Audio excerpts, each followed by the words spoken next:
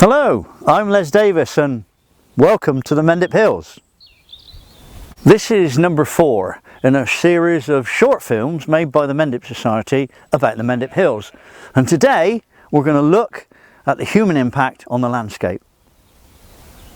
What we look at is not natural. Yes, it's in the natural environment, but the things we look at here, the hedgerow, the woodland, the lake, the villages, it's all been created by us, human beings, because of our need from this landscape.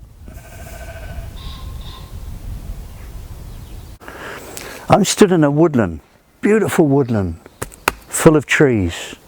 Now, what was to happen if we hadn't been around? Well, what would happen is a thing called climatic succession, where nature just covers everything with trees. It afforests everything. But what we've done as human beings is we've cut down the forest and we've created the hedgerow and we've got trees in the fields and we've got grassland. But here in this valley, at the end of the last ice age, this is where trees really started to get a grip. And we're in a piece of ancient woodland now, which is at least 500 years old. But there's still the human impact on it.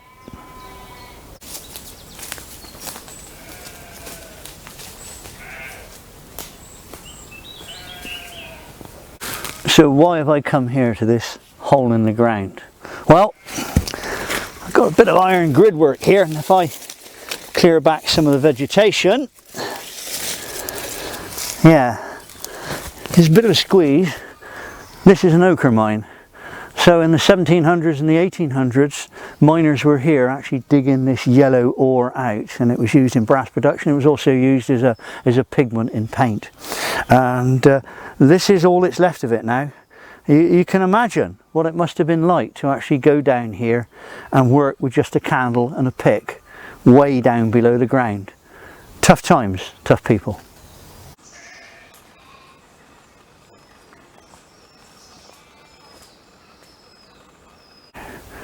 Throughout the Middle Ages, this would all have been open field systems, but towards the end of the 1700s and the early 1800s, things started to change. The Enclosures Act allowed landowners to literally enclose their fields so that they could charge more for rent. And out there in Butcombe Bay are some of the finest examples of the old hedgerow enclosure system that you'll find on Mendip. What we're looking at is the hedgerow system, is that these are the threads that stitch together that patchwork quilt of the countryside. They contain the livestock that's grazing within the field, but you also notice as well that they do tend to sort of zigzag. You get what we call a dog leg in it, and that's where there would have been another hedgerow going across to make a smaller paddock. Nowadays, sadly, many of the hedgerows have been grubbed out, so this is one of a little bit of a look into the past. Hedges down below Mendip, but here on the top of Mendip is a different story. We've got a lot of dry stone walls, and the original idea was that these dry stone walls would shelter the hedgerows that were going to be put in behind them. Those walls would be later taken down and the stone burnt and turned into lime. But you look at the number of dry stone walls that we got up here, and who was the winner at the end of the day? And here you can see typical Mendip dry stone wall. Lots of moss on it because of the damp atmosphere up here. Great lumps of limestone, and these what we call toppers on the top, which actually increase the height of the wall. There is around about 1 ton of stone in every running metre of wall on Mendip. Building dry stone walls without any cement or mortar takes both skill and strength. Here at the Mendip Ploughing Society's annual ploughing match, professional and amateur wallers alike from all over Mendip compete to build the very best of walls that will stand as a tribute to their skills for decades, if not centuries, to come. This road sign gives us a clue as to just how old this roadway is. Crisscrossing Mendip top are a whole load of these drove roads. They were the super highways during the medieval period for moving livestock to and from grazing areas, to and from the lowlands, and also off to market as well. But nowadays, well, yeah, they're just ordinary public rights of way, some of them, or just farm tracks.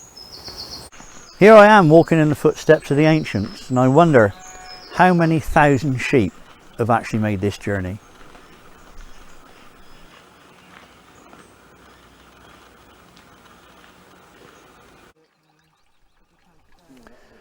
Mendip Hills Plateau, an area of high rainfall, short growing season, good for grass, where sheep are still an important part of the farming economy. Well, that's it. This is the end of that little short story about the human impact on the landscape, so hope you've enjoyed it. If you'd like to find out more, go to www.themendipsociety.org.uk or search for us on Facebook.